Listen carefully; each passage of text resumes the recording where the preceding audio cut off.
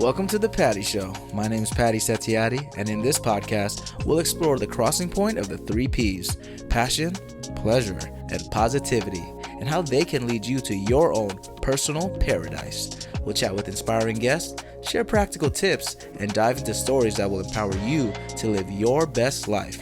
Let's get the Patty Party started. Back to The Patty Show, everybody. Woo! Oh, yeah, Studio is very strong. It's easy. Everyone, easy. Thank you, Studio and security. We got security here too. Upgrades on The Patty Show. We're on episode 40, y'all. Crazy to say. Episode 40, pleasure, personalized bliss. What a great title. Shout out to ChatGPT. My brain. Welcome back, everybody, to The Patty Show. Before we continue on this episode, if you guys didn't watch the previous episode, it was a birthday special recap. It was, released June 5th, my birthday. So shout out to everyone sending all the love and everything. And if you want to see a little recap of, it'll be 38 episodes before that. Tune into that episode. Really fun time. Speaking of fun time, I have a fun guy right next to me. My guest right here that is joining me. He is the man with the eye-catching beard. Luscious locks. I need to get my hair routine just like him. He is an actor, writer, pro wrestler, pro wrestler, yeah. Sure. Host,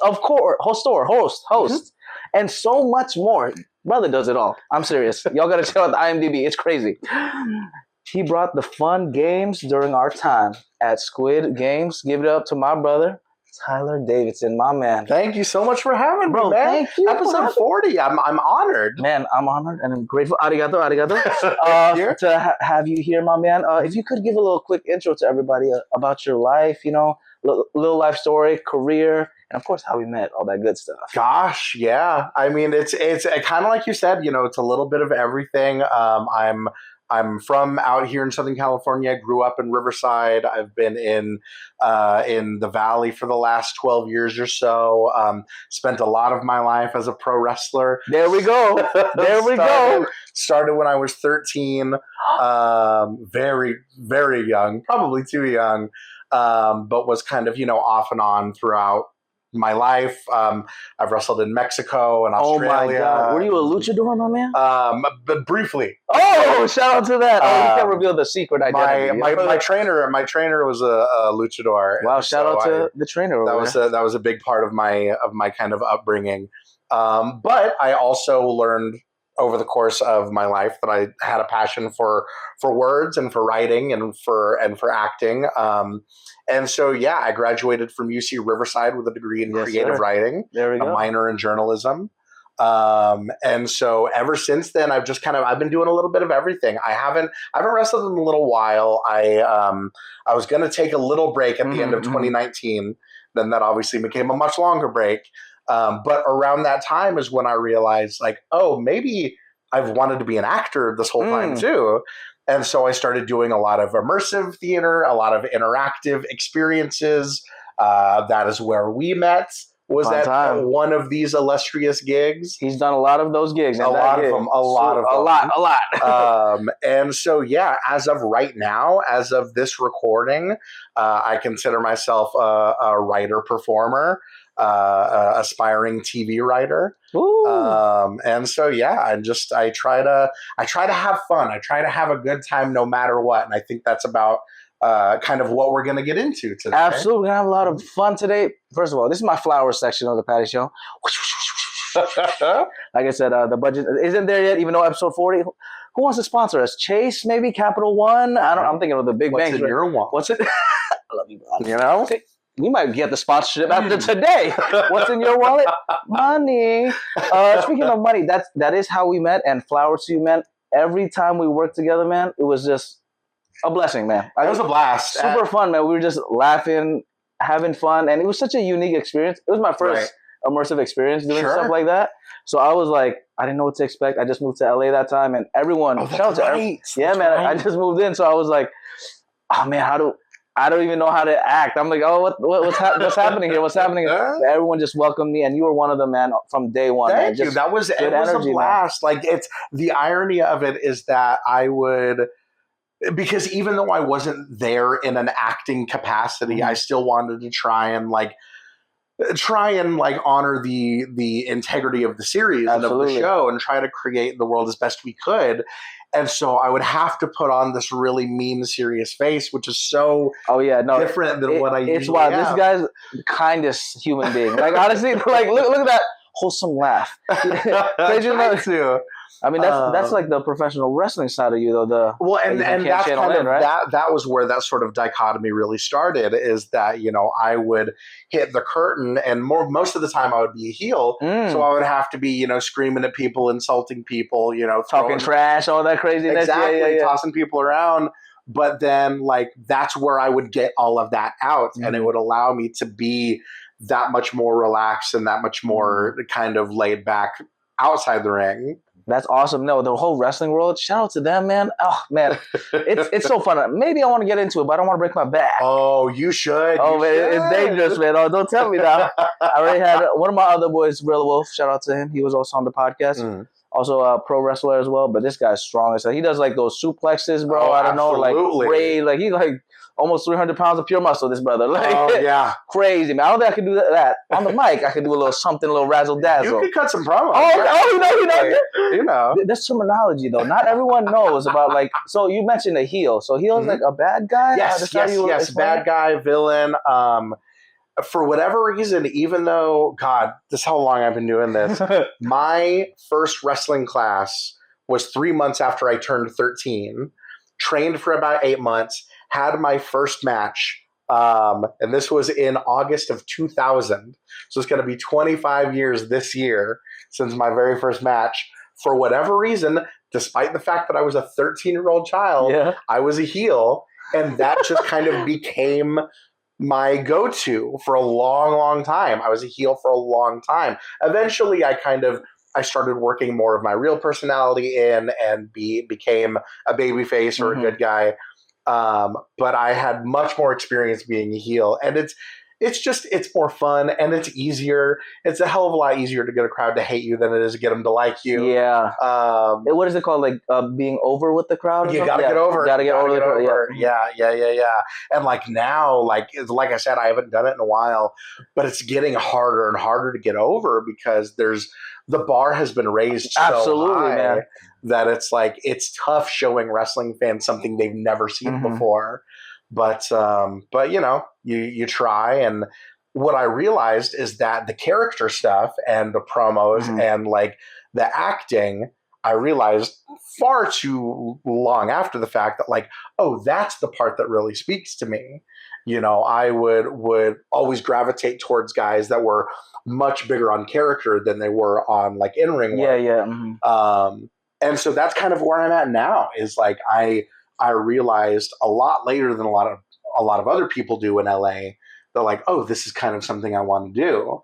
And so here we are. There we go. You do a lot of work. You do a lot of voice acting as well? A little bit of voice acting. I mean, look at that luscious voice right there, Nice and smooth, just like the hair. Speaking of hair, what's the routine, my man? If I could get mine to look like yours. Come on, he's me to that. I'll pay you later about that. I got you.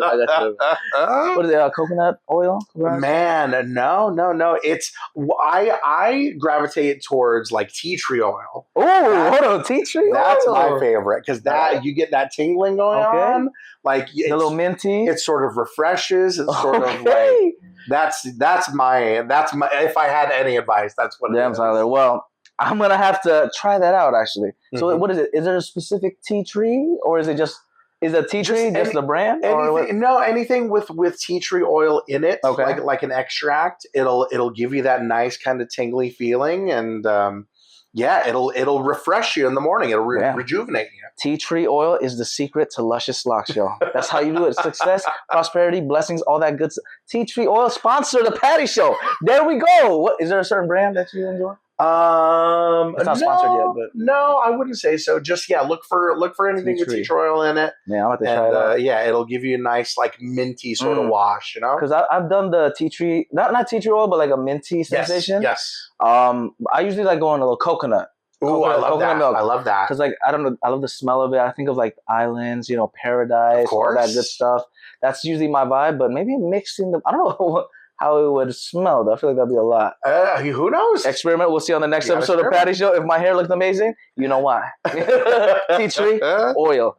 Man, but beyond the voice acting, you also do some hosting as well, huh? I did. I haven't in a little while, but there was a while I was hosting for a network called AfterBuzz TV. AfterBuzz TV. Tell us a little bit more about that.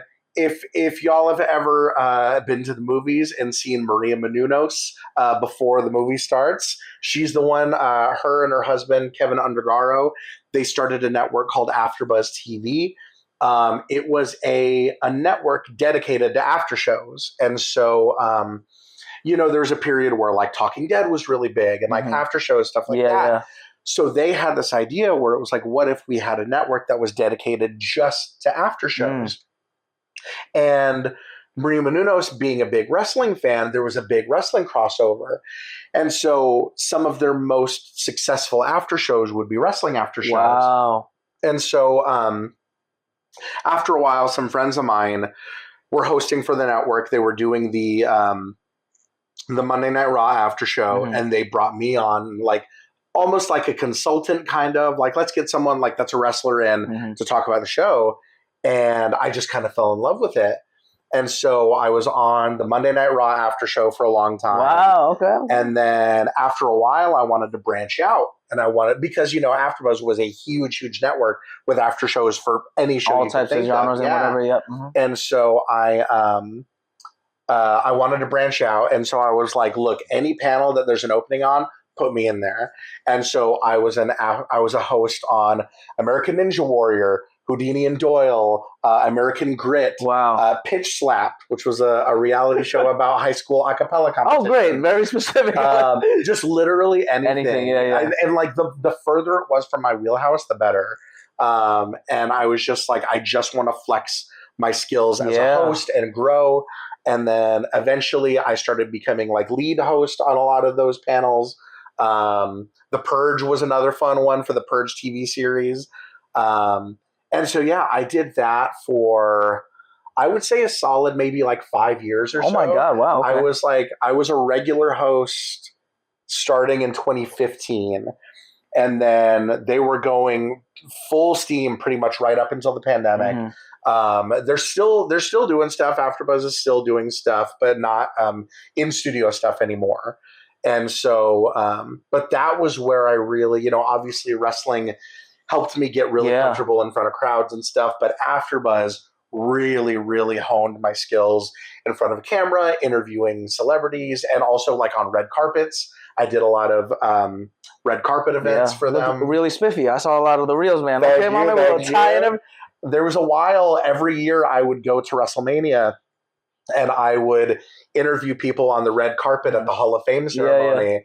And so that was always a really, really incredible experience. Who was the most interesting interview you had? Oh, man, the most interesting interview. There's a guy named Bob Backlund. Oh, shout out Bob Backlund. That I interviewed. And Bob Backlund was really big in like the 70s and 80s. And he came back briefly in the 90s. And he was kind of like, he played this character where he was kind of out of his mind. And so I interviewed him in, I think it was 2019. And like, the energy was so intense that I was like, is this real? Was that a character? Yeah.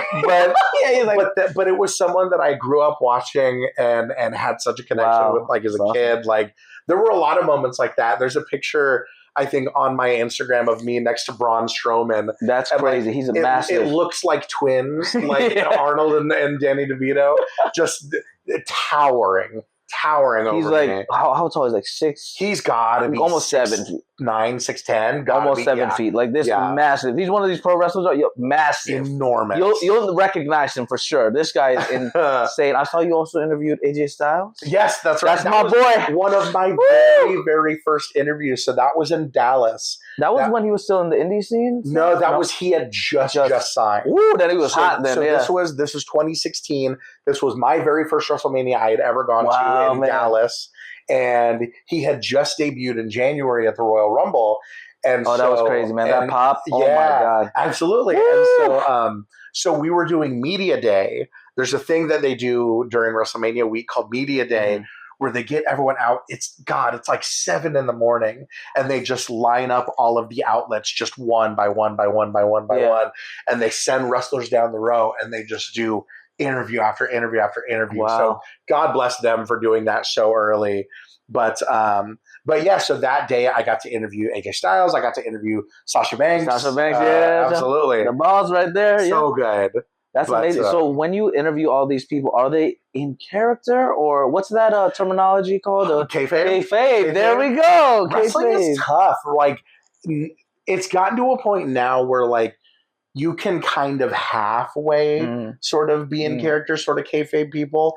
It's enough about wrestling is known now that it's not quite so like it's not such a closely guarded secret. But especially the digital era now, it's so easy for people to pull out a phone like, oh, the Undertaker is taking off his makeup. But if it's an official WWE interview, like they'll still be a little kind of cagey about it. And so that's another kind of challenge is like, you know, I minored in journalism and I spent a long time interviewing bands and writing about music and stuff. And I really attribute that with making me a better conversationalist. Wow. Because like a good interview is just a good conversation. Like you don't want to, the thing that I would always get in the trap of when I first started and the thing that I would see a lot of people do when they first start writing is like they have their list of questions and they just kind of rattle them off one by one by one by one by one, no matter what the answer is. And in a good interview, you have to be a little bit more fluid than that. Like if someone says something interesting, you got to kind of go like, okay, let's pivot a little bit. Yeah. And so when you're interviewing wrestlers, especially for like an official WWE sanctioned interview, you have to be a little bit more careful with kind of the questions you come up with. You know, you don't want to ask a question where you know they're just going to say, I can't talk about that. Yeah. You want to keep it interesting, but also keep the character alive and like a little bit of the magic. Yeah, exactly. You know, so much of that wrestling is about suspension of disbelief and about the mystique. And so you got to kind of walk that line. But AJ was fantastic. I remember because I interviewed him. It was April 1st. It was April Fool's Day.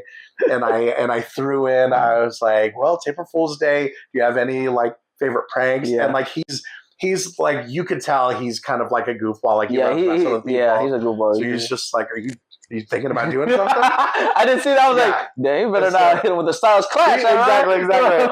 But those were fun. Those were really fun interviews. Yeah. No, I love that. That whole world, man. Because that's why I'm here in LA. Everything entertainment, but specifically like hosting, presenting, that world is just, it's addicting. It's addicting. It's like just talking to people, getting to know people, having a fun time, and just exploring more. I like how you also mentioned how writing helps a lot with it. Yes. And I've come to realize that's very true because I suck at writing originally.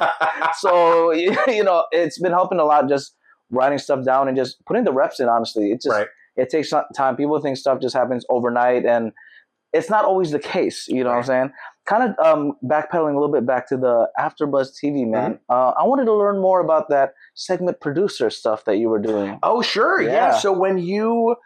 At AfterBuzz, when you would put in enough time there, you would be kind of in like the lead host position. And so most of the time AfterBuzz TV panels were 4 people and you would have kind of like a round sort of like desk and you would all just kind of like chat about the show and about like theories about where you thought the show was going to go. But when you were the lead, when you were like the main host that was kind of controlling the flow, you were also basically like a segment producer. And so you would, a lot of different after shows would have like special segments just to kind of like, just to keep things fresh, you know, just because, especially if there's people that would listen to a lot of after shows, you wouldn't want it to all kind of sound the same thing. And so you would want to vary it up a little bit. You'd want to, you know, oh, like we've got the special segment here, blah, blah, blah, blah, blah. And so it would kind of be up to you to sort of control the flow of the discussion and, you know, rein everyone in, especially, you know, if you had like a newer host on the show, you would want to give everyone equal opportunity to speak, you know, get some unique takes out there, things like that. But just really that's what it was about, was just kind of controlling the flow of the conversation because that was one of the tricky things is like, You're having a conversation with 3 other super fans about the show that you love, but you're also making a show. You're making a podcast. You're making something that people will listen to, consume also, on their way to work the next morning or something like that. And so you want it to be engaging and entertaining too. And so that was the challenge. And that was really, like I said, it was another one of the things that really helped me with honing my skills in terms of being an on-air personality. Absolutely. And that's beautiful. You talked about how like there's a lot of passion, and passion is great. That's what the Patty Show is about: passion, pleasure, positivity. But when you have so much of that passion that you're playing with, it's hard to kind of, I guess, hone on it and focus it, because especially nowadays, TikTok, 5 seconds, done. Attention span is out the window. So I can't imagine now. You have to really just hone all that passion into that little clip. That's why I love podcasts so much, because you can kind of take your time with it, talk about random things and jump around. But do you have any tips on like doing more like short form content stuff based on that? Do you have anything like that? Oh man, I mean, I've never been one to do that much, but I guess if anything, it's just like it's the same advice that always worked so well in wrestling and in hosting, really anything else. It's just like find out what makes you. Like it seems cliche, but it's like you said, people have so many choices. They've got so many options. It's as easy as just like swiping up to the next video. But if you land on the thing that really makes you, people will take notice. Like I don't know if this so much applies. This is more long form, but like one of my favorite shows on the internet is Hot Ones. Oh yeah. And it's because like not only is it fun to watch, but Sean Evans is an incredible interviewer. Like you watch these compilations of people being blown away by the research that he does, and he asks these thoughtful questions, and that's what makes him unique, is that he's got this format, but he's also asking incredibly provocative questions. And so, that's really what it is. If you're making any sort of content, just like find what you're passionate about. Like, don't try and do like, oh, what's hot right now? What do people want to hear about? Find what you're passionate about. And then the other people that are passionate about that will gravitate towards you. Absolutely. I think it's also like the patience aspect of it. Yes. Because, following trends can be cool, and sometimes it does stick if you're lucky, right? You just randomly follow a trend and whatever, but what ends up happening is you lose the essence of that content or the show, and then eventually the imposter will come out from all the craziness. Right. Man, I have a lot to ask you about your backstory, man. Please. There's still so much I want to know. University of Western Australia? Oh, yes. Oi. Oh, man. Shout out. One of my all-time favorite experiences. So this was, I was going to UC Riverside at the time. And this was, 2008 to 2009, around the time that I was thinking about this. A friend of mine, a guy named Damian Slater, an Australian wrestler, one of my favorite people, wrestlers, absolute incredible. He had come over here. He had done a few matches for a promotion called the Empire Wrestling Federation, which was where I started. Okay. And so we had that in common. The study abroad program was coming up. I knew I wanted to travel. I had never been out of the country before. Love that. And so in my head, I thought, well, and this was so dumb and presumptuous of me, but in my head, I'm like, well, if Slater can put in a word for me, maybe I can wrestle out there while I'm going to school. Ooh, I like the way you think. And so because he had worked for a place called EPW Perth. Okay. And if you don't know about Perth, is one of my all-time favorite places. Beautiful, huh? But it's an extremely isolated major city. Like there's no other major cities for a long, long time. And that's on the west side of Australia, right? Yes, that's on almost the entire western half of Australia is the state of WA or Western Australia. And right on the west coast is Perth. And so I was like, well, Slater's worked for EPW Perth. Maybe I could get some work there. Yeah. And so so I talked to him about it, and he says, oh, yeah, sure, I'll do my best. And again, I had no business asking this of him. To this day, I owe him so much for even doing that. But I applied, and they didn't get back to me for a long time. Wow. And part of it was because nobody really applies to go to Perth. Interesting. So they were like, "Are you sure?" He's like, "Did you pick the right they were application?" Like, "Did you know?" Yeah. You know where this is, right? And I was like, "Yeah, I want to go to Perth." Yeah. And so they were like, "All right." And so I got selected, and so yeah, I spent, God, from July to November of 2009. Okay. Going to school out there and wrestling out there. What? And wrestling? They let you wrestle out there too? So here's the thing. Let me see. So Slater had put in a word for me with EPW. The guy that was running EPW, a guy named Davis Storm, an absolute saint, just like one of the sweetest humans you'll ever meet. I shoot him an email. God, I'm like about to get on a plane from Sydney to Perth. Yeah. Because what had happened was all of the different people from all of the different UC campuses that were doing study abroad in Australia all did orientation in Sydney. Oh, right? Okay. So we're there for 5 days. This is, okay, here we go. So we do that for 5 days, and most of the time it's just drilling, just like, here's how to live in Australia, here's how to, like, you know, like all these different kind of like essentials. Yeah. And then the last day is sort of like it's a free day. You do what you want. At one point we saw the Opera House and we saw Harbor Bridge and stuff like that. And they were like, after that, do whatever you want. Most people were, you know, going to bars. They were partying. You know, they were getting their housing situation lined up, which will come into play. Me, instead, I'm like, let me find a wrestling show I can get on. And so I get on a show, a place called PWA in Sydney. I get on the show, and I was able to get in like a 4-way match on the show. But by the time I get back to my hotel, it's way too late to do any sort of like looking into my housing situation or anything. Oh, man. I was doing this so irresponsibly because I was using McDonald's for free Wi-Fi. Oh my God. But by the time I got back to my hotel room, and this was 2009, remember, by the time I got back to my hotel room, McDonald's is closed. I have to fly to Perth in the morning. Oh my God. So I'm on the plane not knowing where I'm going to sleep that night. And so I was luckily, it ended up working out. I land in Perth. Again, I taxi to the nearest McDonald's. I send an email to one of the residence halls. Yeah. And I'm like, please give me a place to stay. And they're like, all right, we can put you up for about 5 days, but after that, you're on your own.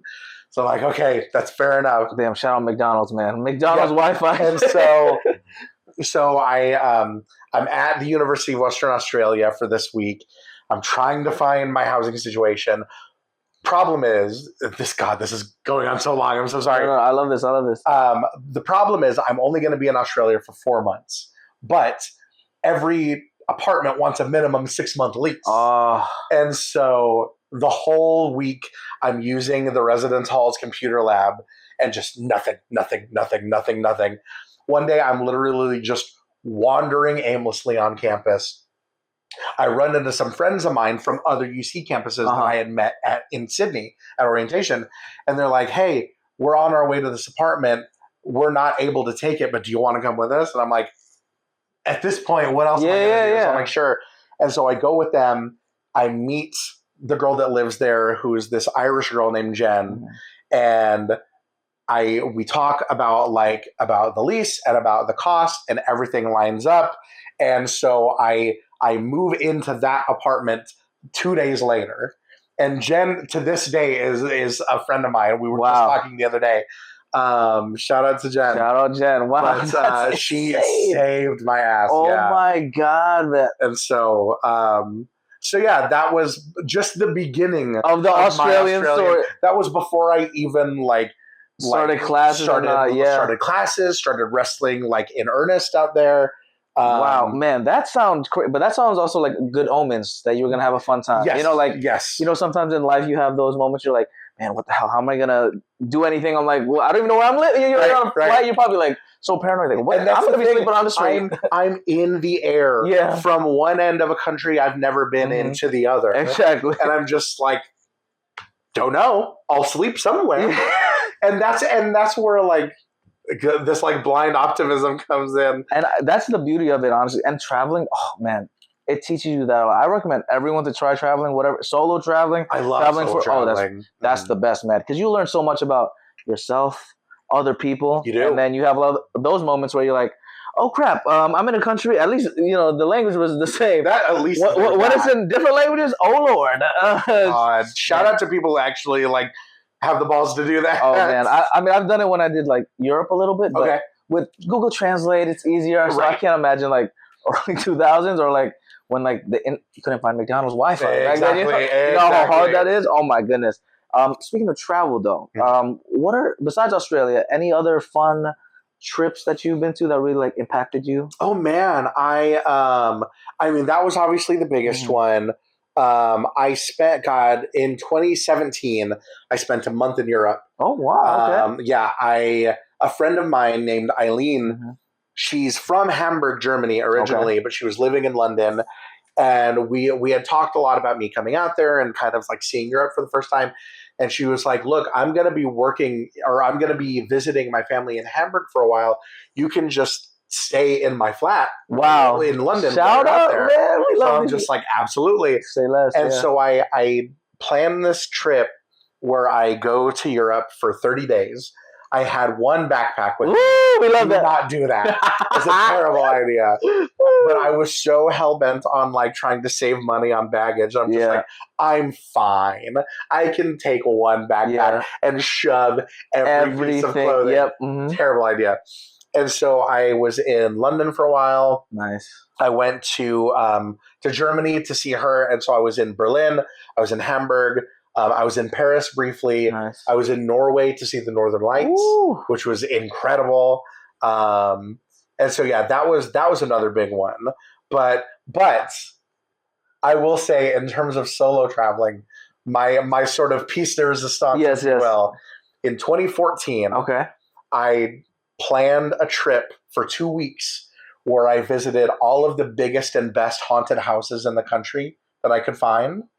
I hit 12 states in 2 weeks. Oh my God. Yep. All flying or driving? Some fly, most flying, some like Amtrak. I was Walk working. me through the route, actually. I'm so curious now because that sounds super sick, That's the thing.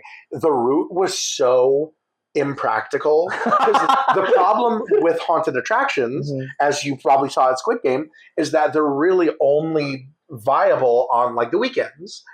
And so if you're planning a 2-week trip where you're hitting that many states in 2 weeks, you're hitting something every single day. Yeah. And so I started in North Carolina. Let me see if I can remember the route. Yeah. I gotta. This is so fun. I started in North Carolina. I went to New York. I went down to Orlando. Oh wow. I think. I went to New Orleans. Shout out New Orleans. I went to Salt Lake City. Wow. I went to Vegas. Oh my God. I went to Kansas City. I went to St. Louis. Bruh. I went to Philadelphia. Eventually, I ended on Halloween in Georgia. Wow. I might have missed or mixed some things up, but that was roughly it.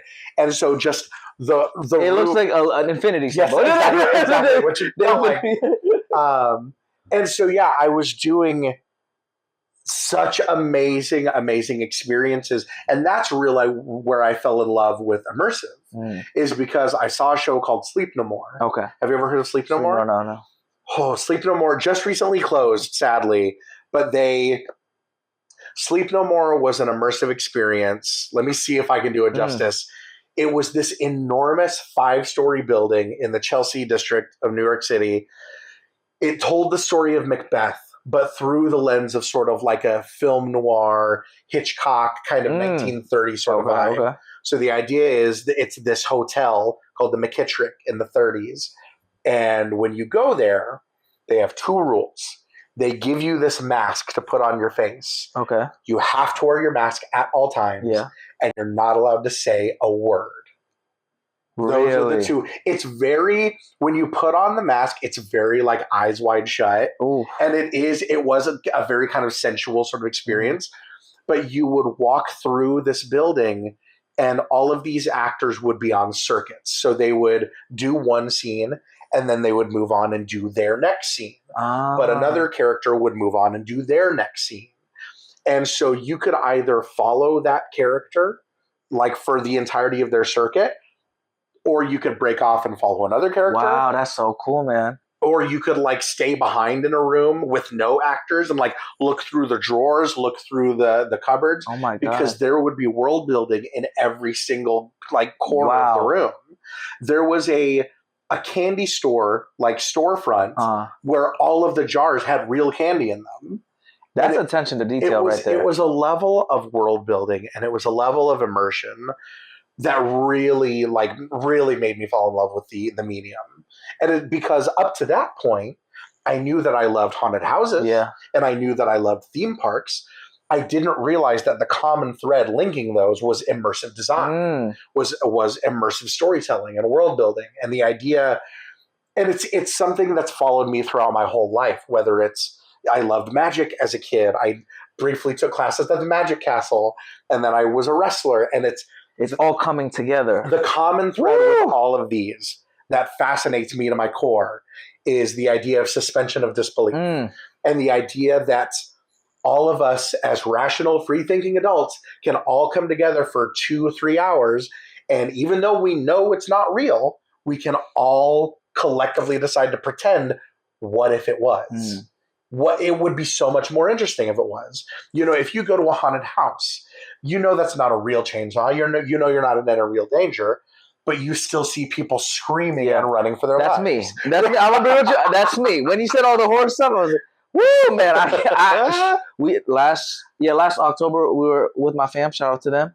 We did the haunted hayride, and I was already scared. I was already scared. I was peeing my pants. Shout out to 13th floor. Goodness, I can't, man. But that's also it. Like what you said, the suspension of like disbelief. When the people are like invested in it, the actors, the people that do the set design, the little details and everything, it is also hard to see it. You're like, is this for real? Yes, I'm like, sometimes you just have those moments. Like you said, we're adults that we know this stuff. Whatever, Santa Claus is not real. Sorry, sorry guys, sorry, spoil. But like when you're just so immersed in it, and when they do a great product like that sounds amazing, man. I don't like horror, but I feel like I would love to see the performance aspect. And that's the thing is like the immersive world has grown so much that there are immersive experiences that are non-horror, that are more like mystery kind of. Absolutely. There's a place called Meow Wolf. Have you ever heard of Meow Wolf? Meow Wolf. So Meow Wolf started in Santa Fe. Okay. Started as an art installation, bankrolled by George R.R. Martin. Now they've got locations kind of all over the place, including a place called Omega Mart in Las Vegas. And Omega Mart is like this interdimensional grocery store, kind of. What? Where like they've got these products where it looks like they're sort of like the reality is melting away. Oh, okay. I think I've seen those before. Yeah. And just the world building and the attention to detail that Meow Wolf accomplishes is the gold standard at this point. And so that's where I really fell in love with it. And so that's why I started doing stuff like the Stranger Things experience. Yeah. And how was like that one, that Stranger Things one? Stranger Things was incredible. I met so many of my best friends on that experience. And shout out to Maiko too. Maiko too crafted such an incredible world with that experience. It was basically... are you familiar with the show? Oh yeah. So the pretense of the experience is that we, as Hawkins Lab, were getting people to sign up for a sleep study, and they were showing up to like just have us study their sleep habits. Yeah. And so they would line up in like the parking lot of the lab, and there would be these creepy scientists asking them questions about their sleep habits and stuff like that. Wow. Then eventually this PR representative named Blake would come out and would give them this whole spiel like, look, you're not test subjects, you're our friends, right? And meanwhile, he's getting these like calls exactly. And so as they're getting ready to be like onboarded into the study, not study, the kids from Stranger Things are sort of like kind of hacking in because Max has been lost in the upside down. Yeah. And so eventually Blake stops the presentation. People get loaded into the Rainbow Room where I would usually play one of the scientists there. And again, it would be a sleep study, but really I'm testing people for powers. Yeah. Oh, interesting. There would be these incredible special effects in the room where like we would have people hit this pose and I would be kind of bored and be like, yeah, whatever, do your best, blah, blah, blah, writing on this clipboard. And all of a sudden this can crushes. And and then I would kind of snap like, wait a minute, what'd you just do? And then like it would go from there. Like someone would stop a metronome. Someone would make this projection of like these spiders. And so then that's when I'm like, okay, we have to call Dr. Brenner right now. Like we've got a whole room full of people with powers. And then it would kind of go from there. And then like the lab kind of shuts down because now that they've seen what they've seen, we can't let them leave. Of course, yeah. And so it would go from there. And that was so much fun to be a part of. I was part of that when they did the LA run. We opened in December of 2022. Okay. And I think we ran up through about maybe like April or May. Oh, wow. Like pretty similar, a similar time frame to Squid Game. Yeah, a couple months. Is that usually like the timing of usually these emergent experiences? It depends. It depends on the IP. It depends on the experience. And the money, of course. A lot of it just comes down to like just dollars and cents and like, you know, are people still coming out? That's true. I think one of the things that worked against us is that because of the size and the scope of the experience, it required a space that was so big that we were working out of this warehouse in Montebello. Oh, wow. Okay. And, you know, it was a fantastic facility that was big enough for our needs. The problem is Montebello was far enough away from LA that you're probably not getting a lot of like tourist traffic. You kind of got to go out of your way. And so I think there were a number of things I think working against us, but we had a solid run.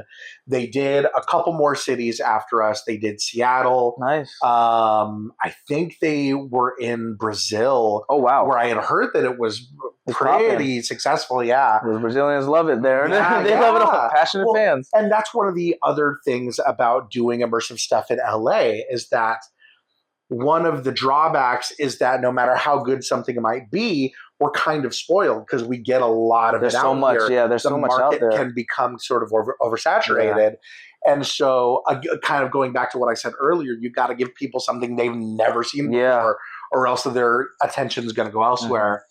But yeah, Stranger Things was a fantastic experience where I met a lot of our fellow hosts. Yeah, the Squid Game. I'm glad that you mentioned that whole like process too. Like with Squid Games too, we also kind of ended a little quicker because of I guess maybe funds, maybe something like that. That's probably the main thing. But we had a fun time, fun ride while we're doing. We had a blast. That was a studio lot. I loved going there, man. That was such a fun experience, and like on paper, it shouldn't work. On paper. Taking something like Squid Game, taking something that's that sort of grim and sort of dark and making it into a family-friendly experience shouldn't work. But I think that speaks to how good a lot of our hosts were. Absolutely. You know, if you got people, I mean, if you get 40 people in there and you put Jamar in front of them. Shout out Jamar. Yeah. They're not going to have a bad time no matter what. Jamar was the gold standard. Yeah. Woo! Shout out to Jamar. Jamar, man. We gotta get you on the patty show. Boy. Yeah, that's the homie right there. Everyone just brought the energy, and also was, shout out to tech difficulties because which was a lot. Shout out to Egg and Spoon. Oh man, oh my god! If y'all don't know Egg and Spoon, it's basically I don't even want to explain it. It's so knocking down an egg. So here's the thing. The LA run of Squid Game, the experience was a Squid Game, the trials, fittingly, was kind of a trial run. Like it was, they had never done it before. And it was, I could not imagine what goes into making an experience like that. And especially, like I said, taking something like Squid Game, trying to map it onto a family-friendly experience with 40 people that are legitimately competing against each other. Yeah. That's the big X factor there, is because a lot of the other immersive stuff that I've done, it's all linear, it's all narrative.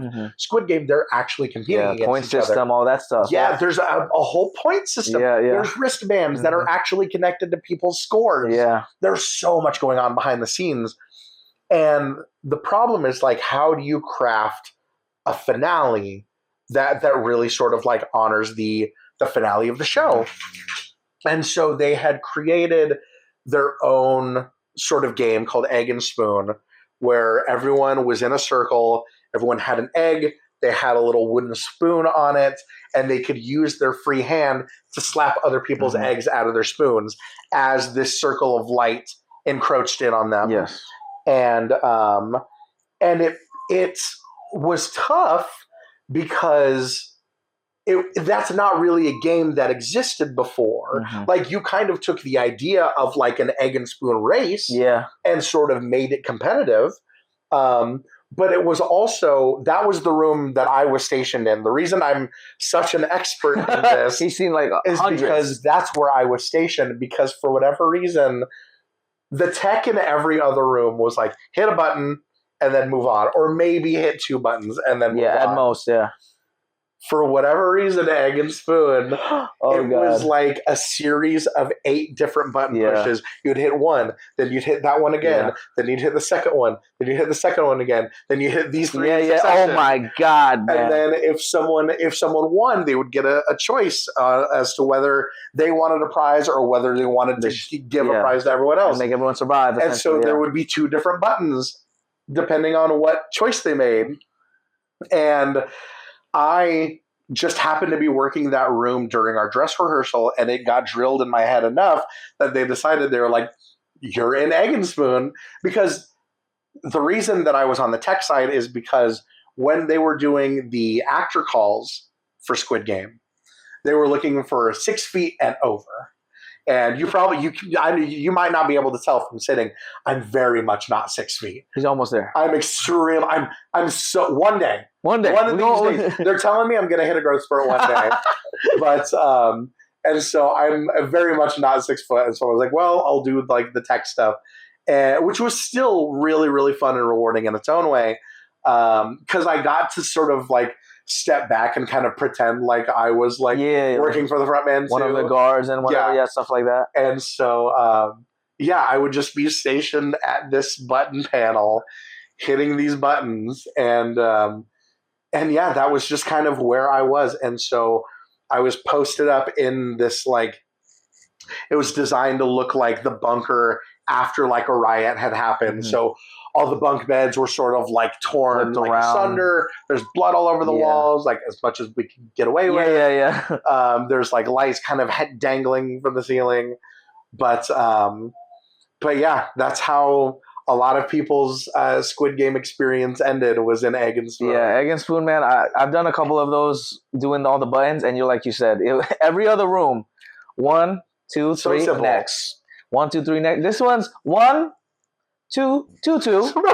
Sometimes 3 again. And if you press it wrong, oh my days. Oh no. Oh, it just ruins it. It's so hard. Oh my God, poor London. Oh my God, shout out London. Shout out to London. One of my favorite performers of all time. He would. There was one time where the tech wasn't working with us, and I was trying to hit the button to just make it skip. Yeah. I didn't realize it was just starting over from the beginning. No. So poor London. And London is mouthing along with these words. And so London gets fed up and just starts doing the robot. Because this was a straight up like Milli Vanilli, Girl, You Know It's True. Yeah. If people are old enough to get that reference, it just kept skipping to the beginning. But London, oh man, everyone, we put our heart and soul for this project, because we did. The tech stuff. Shout out to all the people that fixed it when we could, but that actually helped a lot. Though, with like you mentioned, improv. You got to think on your feet. Thinking on our feet. A lot of us, especially whether it was tech side or in the like hosting side and everything, You just have to play along with it. And Right. I think the best is when they don't realize that it's broken, like the people who are doing the experience. Right. And they're like, oh my God, it's part of the experience. And then we're just like That's smirking. ideal. That's the best. That's like best case scenario. If you can fool people into thinking like, okay, that's all just part of the show. Because like that goes back to my wrestling training. It's like, it's only a mistake if people notice. Absolutely. That's like, the main thing. People don't know. One of our show director for Stranger Things, this guy, Tom Vanucci, he would always, his favorite thing to say, and it was always one of my favorite things, is like, the audience doesn't know what they don't know. Absolutely. And in wrestling, you know, guys that are green or inexperienced, one of the most common mistakes is like, if they mess something up, they get in their own heads and they immediately try it again. And it's like, you're just telegraphing to the audience, like, we just messed up, let us try that again. But you just kind of move on and you make it go with the flow. You make it part of the show. Even if you hit a botch, right? Right. If you botch, yes, exactly. But that's like a mistake, right? If you botch, you didn't really. Yes, you didn't really do it. Unless it's like an injury based one, those are scary. Sometimes there's no way around it. Sometimes botches happen. It's, you know. It's just part of like the improv. It happens to the best of us. Staying quick on your feet. And going back to the improv, my man. So last time I did see you was for when I was doing the audition for Groundlings. Shout out to Groundlings. Yes. We love y'all over there. You told me a little bit off screen about your Craigslist story. Shout out to Craigslist. That's also how I found the Amazon wishlist games over there. That's so shout out to Craigslist. We love Craigslist has to sponsor this show. Actually, if you know what to look for, there's still gems. Absolutely, there's so many gems out there. I found a subtitling job that I was at for subtitling job? 9 years. What's subtitling, like local. Oh, subtitling. Yeah. I was there for about 8, almost 9 years. That was a job I found on Craigslist. Wow, insane. Yep. But I had I was looking for a job, and Groundlings was looking for an office admin, and I found it on Craigslist, and it's one of my favorite jobs I've ever had. I love that. It's a fantastic institution. I started taking classes there. Absolutely. Like, bias aside, I genuinely kind of fell in love with the Groundling style. The methodology and everything. It's what sets them apart from other comedy schools. Absolutely. And I think that style is what helps me now so much with character creation and with making strong choices in immersive experiences. You know, because the Groundling style is all about being grounded in reality. It's not so much about weird things happening. It's normal things happening to weird people. It's comedy of the who versus comedy of the what. This is a disclaimer. I am not an instructor. I am not a teacher. I am just parroting what I have heard from the geniuses that teach there. But it's comedy of the who versus comedy of the what. And it's making strong, memorable choices. Yes. That's why so many characters, that's why Pee Wee Herman, Elvira, they started as Groundlings characters. So, yeah. Now, that whole, man, also, I think they hired you because of like I said, the beautiful hair and the beard. Of course, the luscious locks. The beard is a little bit closer than I usually keep it just because it's been getting so hot. Okay. Usually it's a little bit fuller than this. But the beard, oh my God, that's my safety net. I have had a full beard since 2013. And before that, I had a goatee since 2002. Ooh, goatee, actually. I haven't seen my chin in 23 years. Shout out to that. It's been. Since I was in the Crucible in high school. Oh, man. Well, that beard I recognized because when it was like, this flower seed, my man. That day, I was super nervous. I just came from my restaurant job that I was working. Okay. Took the bus. I'm like, Groundling School. I'm going to try it. Try the little audition. If y'all don't know, it's like, it's free. Anyone can do it. So lots of people from different backgrounds. There's like some people from marketing, some people that are like librarians. I think I had someone that was like a firefighter that just like, hey, that sounds about right. I'm just going to try it out. I come in, I'm like, wait a minute, there is no freaking way. That's such a funny coincidence. Yeah, such a good vibe. He gave me a little extra energy because I did pass the audition, so shout out to that. There you go. There you go. Extra the hair. It was the tea tree. Man, exactly. Yeah, I felt the aura. I was like, I need to lock in. I need to lock in. You gotta lock in. No, but it was such a fun time, man. And honestly, I gotta say the classes. I've been kind of busy with everything. Of course, but you're busy doing the show. I'm trying, man. The Patty Show, of course. And my boy Cody's just going crazy around here. I might have to move him around. Cody, we're gonna have to move you over here, buddy. Okay, thank you very much. Okay, so Cody's chilling down over there. What's the chair? Okay, Cody. Sorry, buddy. Okay, Cody, come on. There we go. All right. Okay. We're back again because Cody's oh, hold up. Let me. We're back again. We had a little intermission. Shout out to my boy Cody. We're back. Improv. It's improv. That's what it is. Exactly what we're talking about. But Growling School, man, shout out to everyone over there, man. The energy was so fun. I love doing the improv because of, I don't know, I'm sure you know this. Whose line is it anyway? Of course. That's, man. Oh my God. I grew up watching so much of the British original. Both my grandparents on my mother's side were from the UK. My grandfather was from England. My grandmother was from Scotland. And so I grew up on a ton of like Monty Python, Benny Hill, the original Who's Line, a lot of British humor. And so that's where I really kind of fell in love with just comedy in general. Was a lot of that. Wow, everything's just like connecting together. I love that, man. Connections everywhere. And that's how we connected. Shout out to that, the blessings. True. And we were just catching up with a lot of stuff. Let's get to the talking points of the show. Yeah, I told you, I get distracted. I love learning so much. But this is a perfect kind of transition. Our first talking point, pleasure detox, my man. Interesting. Okay. Detoxing pleasure, how do you prioritize self-pleasure in your life? You're a busy man, do a lot of stuff, a lot of writing, comedy, some wrestling still. Not in a while. But the itch is still there for sure. Okay. I mean, I've always been about doing whatever it is that makes you feel good and doing whatever it is, as long as you're not hurting anyone else. Like, unless you're wrestling, you got to hurt the other. I mean, comes with the territory. Body slam once or twice. Right. But when it comes down to it, like, you just, like I said, as long as you're not hurting anyone else, you do what makes you happy. This might be weird, but I'm going to go ahead and say it. Go ahead. When I was younger, I was really fascinated with alternative philosophies, religion, stuff like that. I started reading a lot into Satanism. Into the Okay. Yeah. I'm gonna need to pull out this cross now. But what I realized about LaVeyan Satanism here is that it really is about self-pleasure, and it's about as long as you're not hurting anyone else, doing what it is that makes you happy. And so that's always kind of resonated with me just as a philosophy in general. It's like, if there's something you love, there's no reason to deny yourself. Like, as long as you're fostering your own goals, your own progress, once again, as long as you're not hurting anyone else, like, life's too short, man.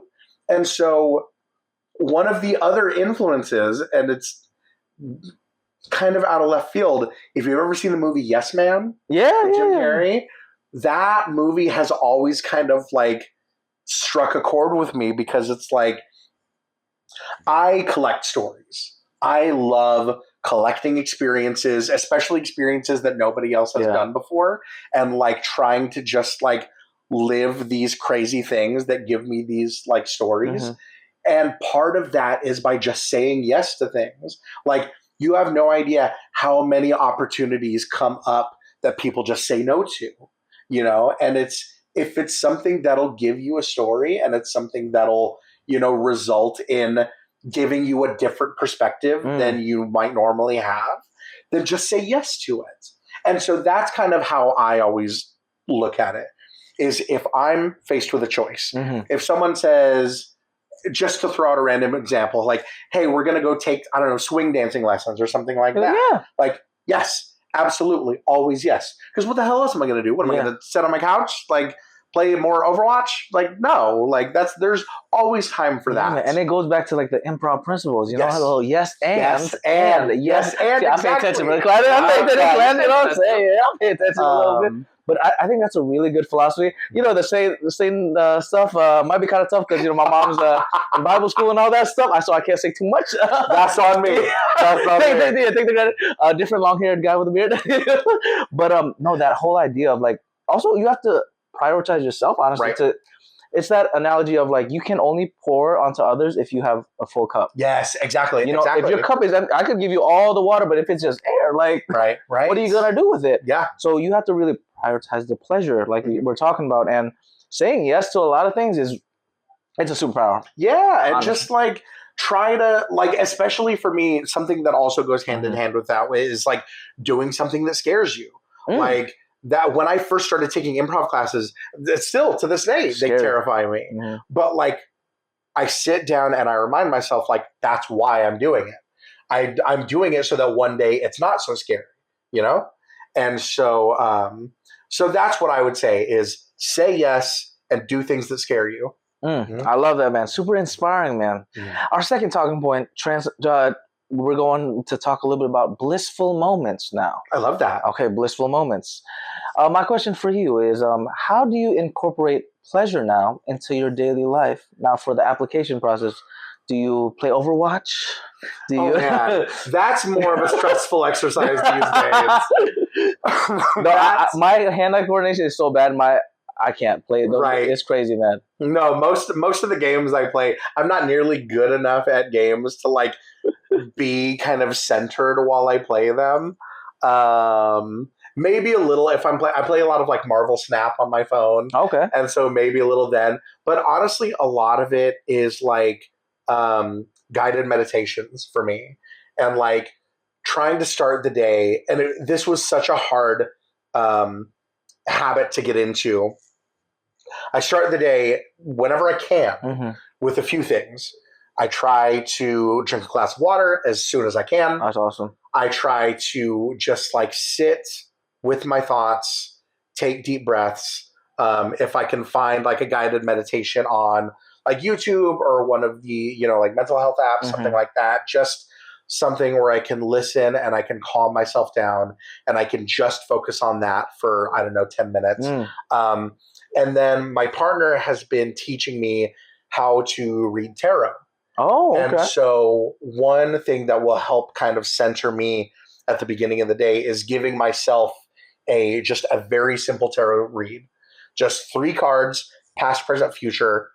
You know, what does the day have in store for me? What is kind of recent kind of events have in store for me? And all that is to say that clarity is kind of where I feel that bliss. Is like I feel refreshed, I feel energized, I feel like ready for a new day, and I feel like whatever like detritus from the day before is left in there, the cobwebs have been kind of cleared out. Wow. And so that's how I like to incorporate it, is like right up top. Because if I don't do it up top, I'm not going to do it. Yeah. And so I try to do it right up top. And then I just go from there. And yeah, that's where I think I've been finding it. Wow. Is just in my sort of morning routine. I feel like that also that tarot world right there, man. Yes. That's how you pronounce it, right? Tarot? Tarot, yes. I thought it was tarot for a second. I didn't want to get it wrong, but it's like tarot, like the purple yam. Oh. Yeah, it's taro. Taro. I see. There we go. See, that's every time you say, I was like, taro? I'm thinking about the shout out, Asian American Pacific Islander History Month in May. All that stuff. Arigato, all that good stuff. But so that tarot card reading. So your partner has done it for a while then? Or? Yes. They are incredible at it. They really, when we started talking about it a lot, they really enlightened me in terms of like, it's really just a form of storytelling. You know, you don't necessarily have to memorize every single card in a tarot deck. You know, it will take forever. And also like each person is completely different. And I am very, very, very much still learning, very much still a beginner.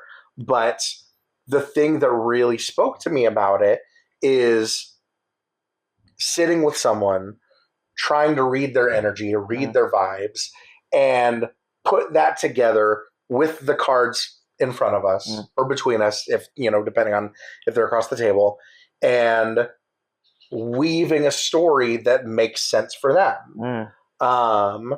And again, I am very much not an expert, so I'll stop there. But look up the Muse Project on Instagram. They're just a phenomenal tarot reader. Wow, that's fascinating. No, the whole tarot reading. Maybe I can find my wife through. You never know. Is that how it works? You can like predict some stuff. It's not telling the future. That's like fortune telling. That's different. It's different. Okay. Some people people can use tarot cards for all different sort of things, but what I like to use it for is like these are elements that could be strong in your personality. Okay. These are things that you maybe should look out for in the near future. It's not so much telling the future, but these are things that you could do well to look out for. But again, not an expert. Not just yet. An expert. We'll be back for part 2 of the episode. Right. He's going to teach us all. Right after he shows us the tea tree oil. Like during it. Exactly. That's the segue. That's what we have, tea tree tarot. Right. Tea tree tarot. That's my niche. That's it. There it is. That's what it is. No, you do like the ASMR with the cards and then just... I got you some ideas, man. Hey, man. There's something there. Producer Patty in the house. You know how we do it out here. This final talking point, man. Bliss. I just love that word, embracing bliss. What final advice would you give to people out there that are on embracing pleasure? Like any advice to prioritize doing it? Especially like you got a crazy schedule out there. Sure. Man, doing all that kind of stuff. But how... any other advice you would like to give to those people? Just always make time to check in with yourself. It's easy for us to get bogged down, especially out here. So many of us are people pleasers. And, if you're doing stuff for other people, that's fantastic. Make sure to check in on yourself too. It's like you said, you have to have stuff in your cup to be able to pour out for others.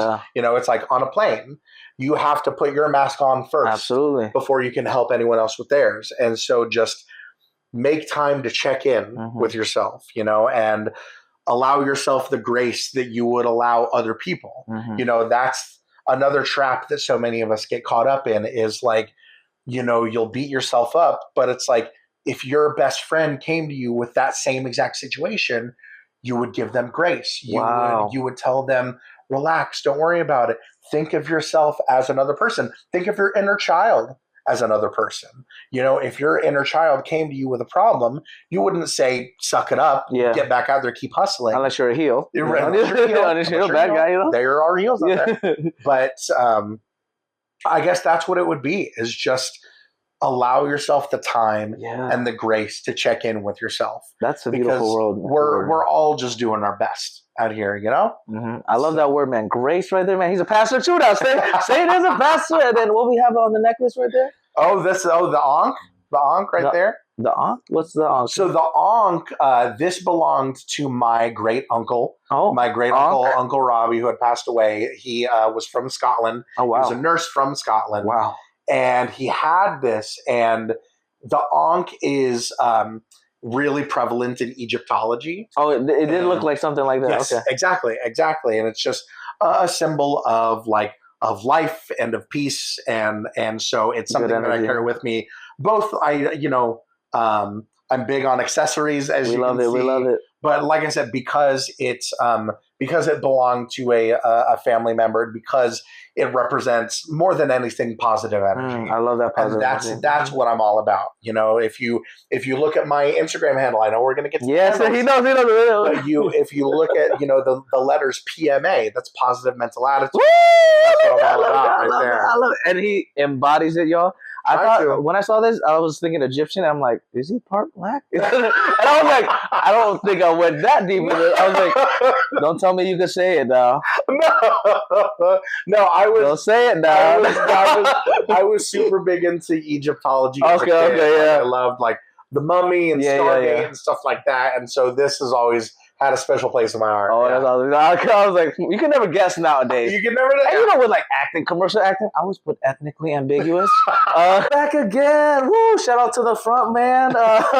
With all the tech problems, it's crazy out here, man. Getting there. There's always some sort of tech problem, but we improvise. Yeah, that's if there's anything to learn about today. It's to just say yes and. Yes, and then just keep going with the flow, man. Yep. I appreciate you again coming to the Patty Show, Of my brother. course. Thanks for sharing. Before that, I just really want to know about this cat, though, real quick. Before we... Oh, about this cat? Yes, there's one more. Yes. Oh my God, I'm happy to talk about this. So this is a combination of two of my favorite wrestlers right now.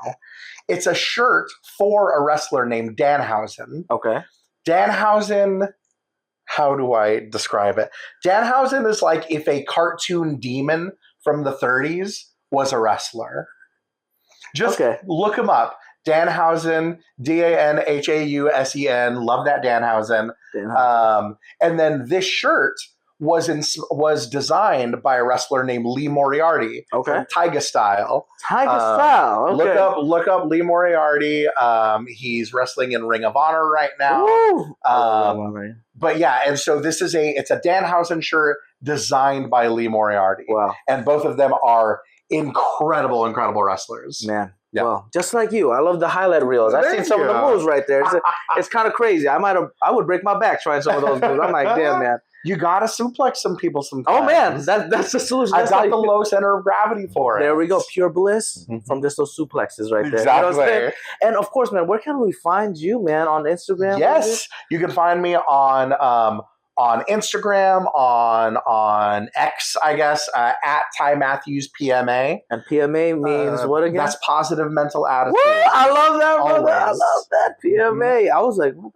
But also your other name, though, you have different stage names as well. I do. Right? What is the other one? Ty Matthews. Ty Matthews right there. Ty Matthews is my pro wrestling alter ego. I used it occasionally for hosting just because I started like as a wrestler and then I became a host and it just kind of stuck.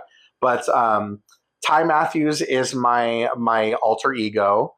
I needed something that sounded, because before that I was Jarek Matthews and I was just super happy, high-fiving everyone, best day ever. And then they asked me, they were like, what would that character look like as a heel? And so I was like, well, I started thinking, I was like, well, he might be a motivational speaker. He might be a cult leader. He might be an influencer that peddles toxic positivity. I like the way you think. Ty Matthews wants everyone to smile no matter what. And that's not healthy. And so he's developed this philosophy of hyper-optimism where you will be well or else. Or else the steel chair is coming. Exactly. You know what I'm saying? A little elbow drop. Oh my goodness. So that's Ty Matthews. Oh man. Any other fun projects you want to share that's coming out soon? I'm just writing right now. I'm working on a pilot right now. Best of luck, my man. That's sort of inspired by my time working for the U.S. Census Bureau. Oh man. But we'll does see. It all, I swear. We'll see. We'll get there. In the meantime, Delusion. We didn't even talk about. Delusion. If Delusion happens this year, I'm not entirely sure yet. If it does, come on out and see it. It's always a fun show. But yeah, as of right now, I'm just writing, just performing, just trying to vibe, man. Doing the thing, and then also giving what is it? The 3 letters. PMA all day. PMA all day. On the Patty Show, that's how we do it. Passion, pleasure, positivity for our personal paradise, y'all. Arigato, all the good stuff. Man, love that. I'm grateful for you, man. Again, I love that. Thank you for having me. Big 4-0. You know how we do it. The show's over the hill now. You know how we do it right there. We just stay consistent and have good vibes, stay blissful, and even if you don't know where you're going to live or sleep, you'll find a way. Have faith. Have faith. And give yourself a lot of grace. Right. I love that. I love that you mentioned that, man. And say yes and. Yes, and there we go. We're going to end with the show with our favorite word, arigato. Thank you. If you guys don't know, in Japanese it means thank you, because I'm super grateful for you and all the good energy, my man. Thanks again from the bottom of my heart, man. Absolutely, and, arigato. Let's leave the good vibes and positivity with the arigato on 3. 1, 2, 3. Arigato. There. Thanks for joining me on this episode of The Patty Show. I hope you had as much fun as I did exploring the crossing point of the 3 Ps: passion, pleasure, and positivity.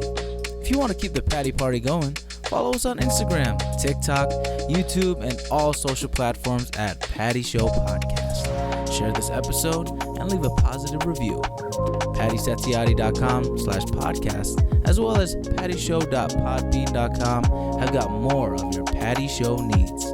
In the meantime, keep passionately pursuing your personal personal paradise. Arigato.